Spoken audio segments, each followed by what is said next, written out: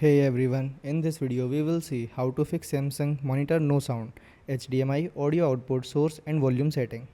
So fixes are: check monitor volume, press the monitor's menu button, then go to the sound or audio setting. Make sure the volume is turned on, then ensure mute is turned off. Second of fixes, select the audio output video device. On your Windows PC, click the speaker icon in the taskbar, then click the current audio device name, then select your Samsung monitor from the list. Play audio and check if sounds work. Third fix is verify the HDMI sound connection. Disconnect the HDMI cable from both the monitor and device. Then reconnect the cable firmly. If possible, try another HDMI cable. Make sure the monitor is set to the correct HDMI input source. Fourth fix is change HDMI input port version. Open the monitor menu, then go to settings, then input port version.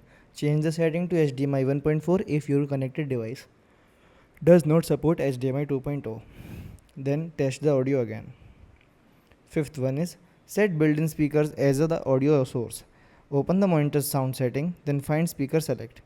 Then choose TV speaker or monitor speaker instead of external speaker. Then save the setting and test the sound. Thanks for watching.